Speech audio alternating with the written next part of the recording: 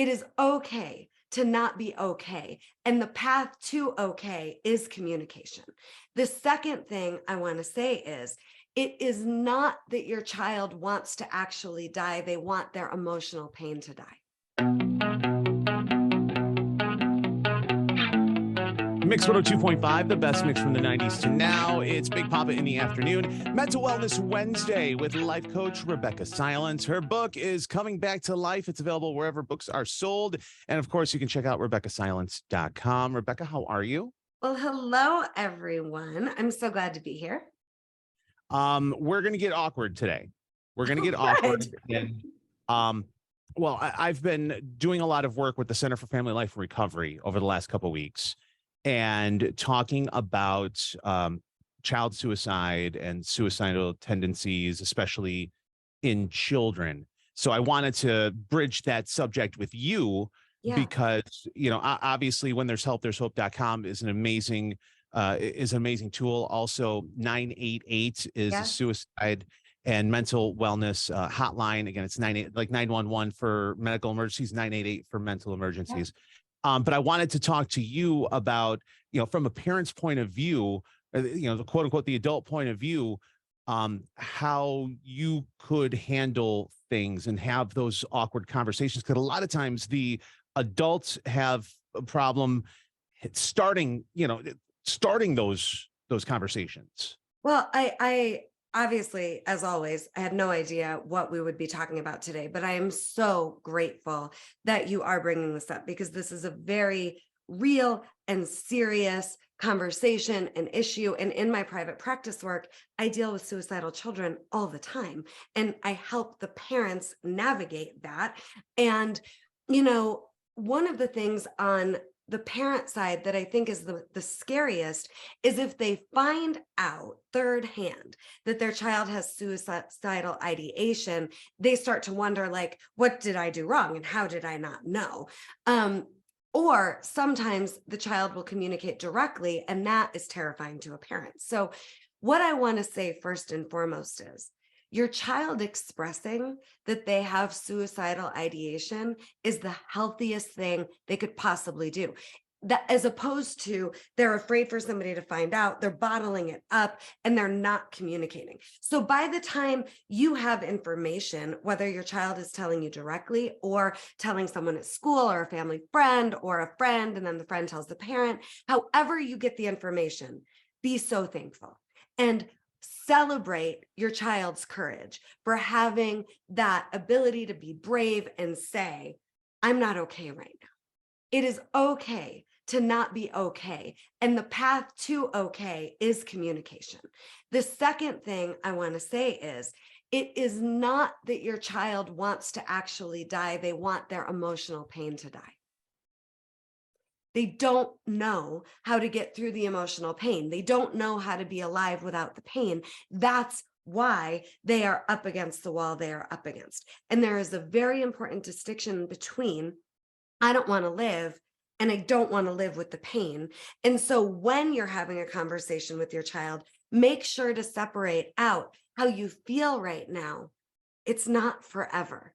And we can deal with how you feel and we can get you the help you need. And I promise you, this feeling, this pain you're in emotionally, it's not going to last forever. And I don't want you to think that your life means you have to feel this way and that you feeling this way is going to be the rest of your life, because that's absolutely not the case.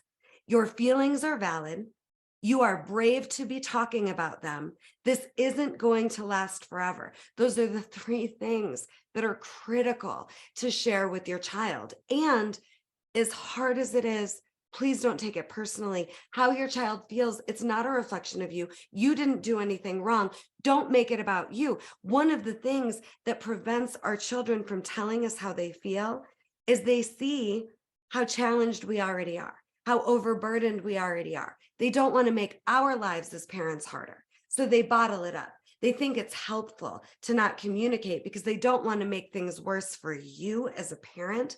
And so you also letting them know, There's nothing more important than me understanding what's really going on with you and being there for you. You're not making my life harder. In fact, you would be making my life harder bottling this up and carrying the weight on your shoulders without my support. It's so important that your child knows you can handle this and that it's not making your life harder. That's one of the biggest reasons that they bottle it up and that they don't want to communicate. The other big thing I want to say right here, and there's so much to say about this, right? But in this very short window of time, I just want parents to recognize that sometimes you've got a child that's an empath. What I mean by that is they feel what everybody else feels, and they don't know how to separate what's theirs from what is everybody else's. So also having a conversation about, we know people, we love people in pain. That doesn't mean you have to take on the pain of other people. Having your child understand the most correct thing you can do, the best thing you can do is be your best and feel at your best. And that actually is more helpful than you being weighed down by the pain of other people. It doesn't help anyone to have less of a life because someone we love is in emotional pain.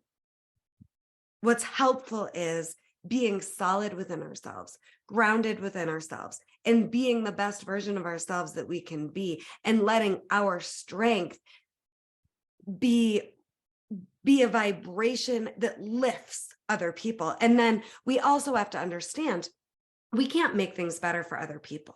We can just be our best and hold the space of possibility. So, your child talking to somebody, it's the most important thing. And if and when you've gotten to the point where you recognize your child is not okay and needs help, and you've had all of these conversations from there, don't try to be the only sounding board. Get them support so that they can freely speak with, again, letting go of that worry and concern that they're making things worse for the family. Sure. And when you do have the conversation, it's very important to listen. Yeah.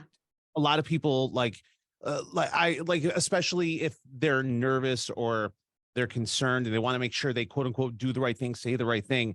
They already have in their head the points they want to get across. And so they'll ask a question and then they'll be thinking about the next thing they're going to say instead of being there and listening to what the child is actually saying and comprehending what the child is absolutely saying. Absolutely. And it isn't your job to fix it for your child. It's your job to support your child in realizing they're the solution to their issue. They're the hero in their story. And so I couldn't agree with you more about the power of listening, and listen from the place of recognizing you're listening in an effort for your child to get some relief, to empty their cup a little bit, so to speak. And then you're going to be the liaison between your child and the third party support that can help your child be who they need in this moment. So, Rebeccah, when we talk about you can't fix it for them, okay, can you give a couple examples? Because parents have the best of intentions, but they may think that they're trying to help, but they're actually trying to fix it for them, and just differentiate, give a couple examples, trying to fix it for them and trying to set it up so they can be the star of their own. I don't want to say star of their own show, but be able to fix it themselves with But support. we are the star of our own show. Like these kids, right? They have a main character playlist, right? Because they're the main character of their lives. So I'll give you two examples. So I had a case once where I had a young teenage girl that was suicidal, and the parents were calling me frantic. The girl had gotten involved with someone online that started sending money and presents and asking for things that were inappropriate. And this kid was so in over her head and didn't know how to navigate, and thought it would be easier to die than for the parents to find out what was going on. And so what happened was the parents did find out what was going on, contacted me, and the best thing they could have done was to make that call to me instead of trying to say, here's how we're going to solve this with their kid. What is needed is an emotional sounding board that isn't the parents, to process all the shame, to process all the fear, to process all the guilt, the grief, the anger, right? The parents can't say, now we know what's wrong, and here's how we're going to solve it. Emotional support was needed. In another scenario, I had a kid during pandemic that was gaming with friends, and in the chats, they were all just talking about how they wanted to die. And a parent found out, again, contacted me, and we're not going to fix it by taking away the video games or taking away the friends. We're going to solve it by getting to the root of what's really going on with this one child and giving them the strength and the courage to process what's going on with them and who they're choosing as friends and what's going on with the friends. But we can't just eliminate the surface issue and think that solves the problem, because there's so much emotionally underneath that needs to be processed. And as a parent, we can't be that for our own kid. And believe me, I have hired coaches for my own children, both of them, 8 and 18, even the 8-year-old already, to process things that a third party needs to be there to help my children process, even though this is what I do for a living. Right. Right. The suicide and mental health hotline is 988. It's available 24/7, 365. You can also contact the Center for Family Life and Recovery. When there's help, there's hope.com. And of course, Rebecca is available at RebeccahSilence.com. It's a Mental Wellness Wednesday. Life Yes. coach Rebecca Silence. And Thank you so much. please, if you're ready for real support for you and your children, go to RebeccahSilence.com and consider purchasing the Emotional Survival Kit course, where I ask the questions to help your child process. And you can actually get the same guidance that your child gets. You can take it separately, you can take it together, but we've got free resources and the Emotional Survival Kit designed to help families heal, especially in the face of the darkest traumas, and it's readily available. All you do is you purchase, you press play, you get support and relief immediately. We helped a lot of people today. Thank you, Rebecca. Thanks for this conversation. Love you all so much.